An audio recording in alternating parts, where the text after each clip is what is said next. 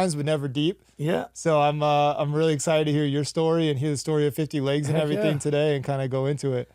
Yeah, buddy. Yeah. So, all right. Well, Steve, how'd you lose your leg, man? So back in 1999, I was on my Harley, and went to my uncle. It was Memorial Day of all days, you know what I mean? So I was going to my uncle's little cookout, and this girl that was there with me was my baby. She was my babysitter when I was growing up. So I just had my bike done. She's like, let's go for a ride. I'm like, yeah, let's go see my uncle real quick. You know, go see him real quick and head back. Yeah. We go there, and she's like, all our friends with us. We didn't know who was going to be there, but one of our friends with us. She goes, bring the kid, go get the kids and come back. We're like, all right. We're driving back. She goes, this is the best day of my life. And I was coming around a corner, and a Dodge Ram went through the stop sign, and I kicked my leg out to protect myself, and my arm went back, so I tore my chest off. Oh, wow. And my leg was hanging from the radiator. I was in the middle of the road. I look up, I see it hanging. I'm like, and I was 303 back then. I was jacked up. Holy cow. Yeah, I started wrestling. Killer Kowalski's in Malden, Mass. Okay. So that's how I'll get back to that. Okay, but, yeah. Yep. So anyways, this happened. And I'm laying in the middle of the road. I'm like yelling and screaming, I'm going to kill you. Like I was a bad egg, man. So my buddy, I was like literally from here, 15 feet away from where I was turning. So I was only going not even 10 miles an hour. Okay. So it was just the impact of the truck coming through and me going this way where it ripped. It broke perfect. Like the guy, you know, the doctor, you know, with the amputation was like, you couldn't have amputated it any better. It was perfect. All they had to do was clean around it. So it literally just clean off. Just clean, perfect. Like the guy said it was a perfect cut. Like holy cow. It was like they did it basically. Yeah. So they never had to do anything to the bone. Wow. It was just a perfect cut. However the hell that worked, thank you. Like, you know, what are the odds of you hear that? all the horror stories, like keep your leg, they're gonna operate. I'm like, man, I'm glad I didn't have an option. Yeah. Because I meet so many people in the hospital, and they're like, oh, well, I gotta amputate my leg tomorrow. And I'm like, you're a better man than me. I don't think I can sit in this shit. Wait, hey, my leg's coming off tomorrow. You know what I mean? That's gonna be like the biggest mind screw in the world. Yep. I'm glad it was ripped off. I'm glad, you know what I mean? Yeah. I'm glad. Just one and done kind of Just, it's just like no operations, no pain, no nothing. I mean, I have phantom pain still, but of not course. like, you know, like these people's horror stories. You know, the only thing that got to me is in the hospital was 3 times a day they did wet to dry because of the radiator fluid that got in my leg. Okay. So they put the gauze and shove it in the hole, and then they rip it off 3 times a day. Dude, all I grows cried, out. no matter how many, whatever they dilaudid or whatever the hell they had me on. Yeah. Wasn't enough. I cried 3 times a day, and then like I was there for 3 weeks. They did that, and then like the last week, it really was getting me, like just emotionally. Like I'm sitting in this hospital and I get ADD, so you know how I am. Yeah, I'm like, I gotta get this. This shit ain't working for me sitting in this bed. Got to do something. I'm on my back and I'm just praying. I'm like, I said to the one lady that was coming in, she was a little black lady. She was the nicest lady in the world, and she'd come in and I go, man, please. Just not today. And I start crying. I'm like, please, not today. Please. I said, I can't do this no more. I just can't. I can't handle the pain. I start crying. She starts crying. I'm tearing up now. She starts crying. I'm like, I really can't do this no more. And she goes, shh. Okay. She leaves. And then the doctor comes in and says, you don't want to do this? I said, no, sir. He goes, well, let's just do this one. Because I had to be done. You know what I mean? Okay. And they waited too long because it was real dry, too dry. And the last one was the one that I was like they had to so the first time they did that, I went to hit the doctor. Okay. Like I leaned up and tried to hit the doctor. So after that, I said, you guys better, if this is how this is, hold me. Because natural reaction. Yeah, because you better. You're hurting me. Have somebody come in. I was like, this ain't going to work for one of you guys. Oh my goodness. But anyways, that was the worst part of it. But, you know. Makes sense. That's not fun. You know, but, you know, you look at everything, bro. I thank God every morning I wake up for my amputation. There's not a day that I was doing bad things, hanging around bad people, just doing stupid shit my whole life. So like when I lost my leg, I'm like, you know what? You know, this is for a reason. God doesn't just make you, boom, you're handicapped. Don't do nothing with it, you know? Yep. So I was like, anyways, I got into wrestling. I found out about Steve Kern in Florida, so I moved down here in end of 2001, beginning of 2002. Okay. I trained for a year with Steve. 3 years of...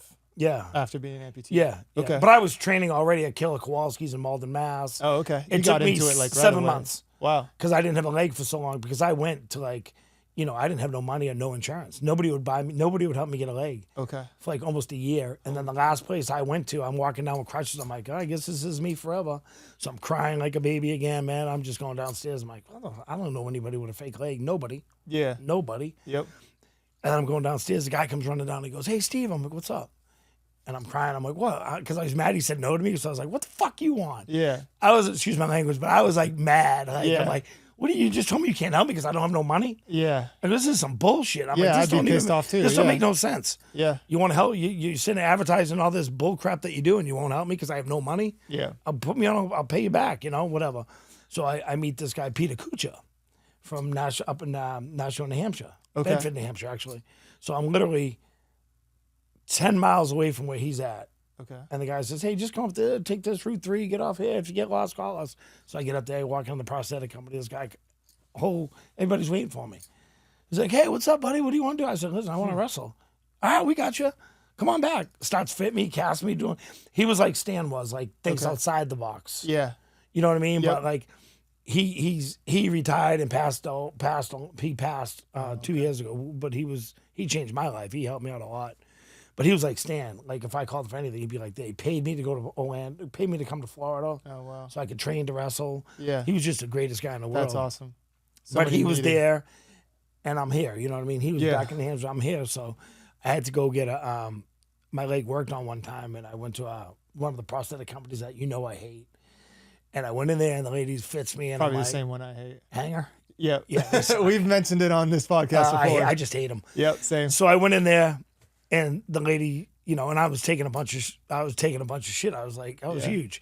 So I'm like, I go in there, and the lady's like, all right, well, how's it feel? I said, it hurts. She goes, well, you're a new amputee. You got to get used to some of the pain. I said, what the did you just say to me? Yeah.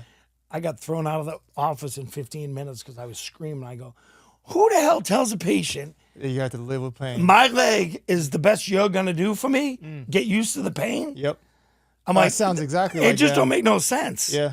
So here's how this all happened. And so I'll go back to the rest. I'm sorry. 2002, I get hired with WWE. Okay. So they call me, Johnny Laurinaitis calls me, hey, Steve, we're going to give you a 3-year deal. That's awesome. So I got a deal with one of the prosthetic companies that Peter knew that made the foot, Okay. Flex Foot. It was Okay. That one with the spring on the side. Yeah. And I got a deal with them to get paid stupid money to wear their leg. Awesome. Stupid money. So I actually lost. didn't know that you had made it into WWE. Oh, yeah, I I got thought you hired were with just WWE. affiliated with them. No, and I got whole- hired with WWE. I signed That's a contract. So I signed a contract, sent it in. Didn't even read it. 4 days later, they call me and tell me they hired the wrong one-legged guy. Oh my gosh. Yeah. No I way. went through that. See, losing my leg I'm cool. Training as hard as I did and doing all the shit I did Yeah. to make it broke my heart and crushed me. Like WWE didn't give me no severance. No, they gave me a 3-year deal. They gave me $1. They didn't do shit for me. And then I went through depression, got a couple DUIs, just gave up, was turning into old Steve. And I didn't give a shit about, nothing. I didn't Yeah. care about God. I didn't care about nothing. I just said, F it. This is me forever. I'm going to just go be a drunk jackass and get in fights and have fun.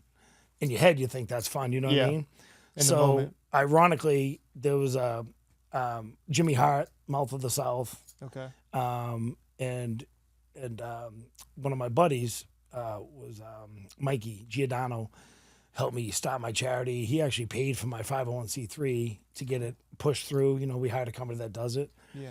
So we started 50 Legs, and I started reaching out to prosthetics, people with big companies. Like, I even reached out to Hanger before, and they were like, well, yeah, they're $32,000 a piece. I'm like, how am I going to be able to help anybody with a leg? I'll be able to buy one leg a year, dude. Yeah.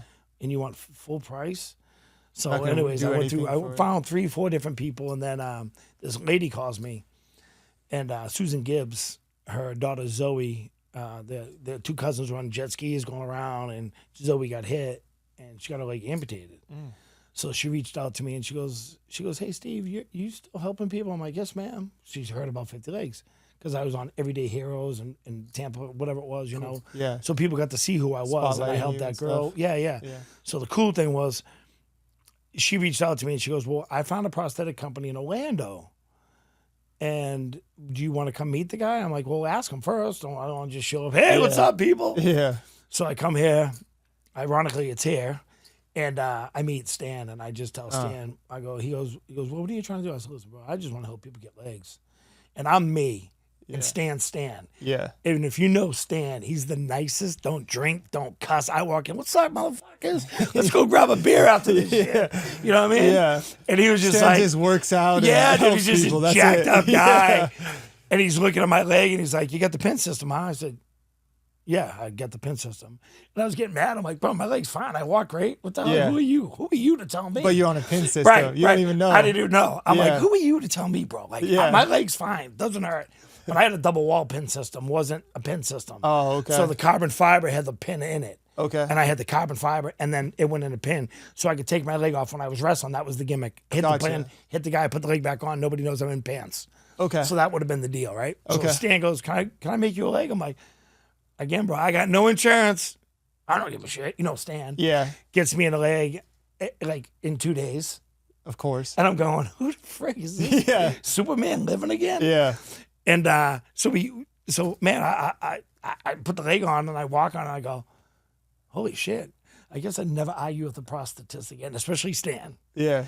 Because he's so brilliant. Like, He is. I mean, It's like he knows everything. Like he's an everything. amputee almost. Yeah. Well, Yeah. he walks worse than us. I can't even tell you how many Not people me, how many people have said, is your prosthetist missing his leg? What leg's he missing? I'm like, no, it's just football injuries all his life being in sports. Yeah, because he's always wearing pants. Yeah. You never know. You really. never know. Like he's a freak. But so I sat there, I shook Stan's hand, and literally 14 years, 8,000 prosthetics later. That's crazy.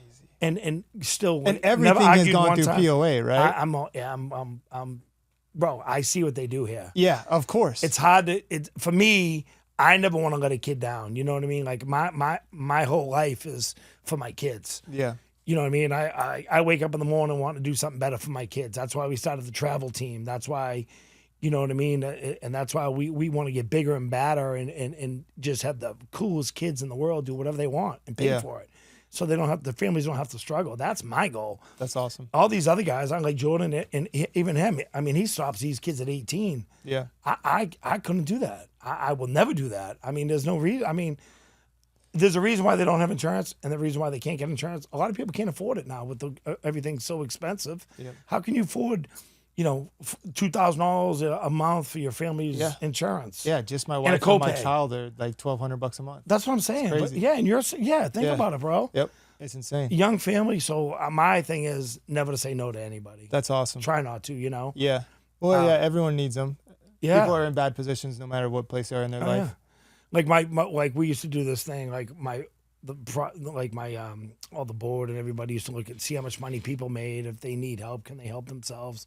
And I'm like, listen, they're reaching out for a reason. Yeah. Don't ask that shit no more. That's cool. I don't care if he's got $5 million. There's a reason why he's asking us to do this. Yeah. Somebody could have $10 million in the bank, but you don't know their back end. Yeah. You know what I mean? So I don't care what they got. Yeah. I just want to help them get legs. I respect that a lot. Yeah, that's cool. You know what I mean? So that's the thing. And we've got people. Help without stipulations. Yeah. Well, why? I mean, what are you gonna do? Oh, well, if you do this, if you go on my video, you can stay on my team. Like, I don't ask. Like, we ask them if they want to. Yeah. But there's nobody that has to. Yeah, everyone wants to because of most what of them 50 do, 'cause legs what we've is and done what you for do them. for them. Exactly. 100%.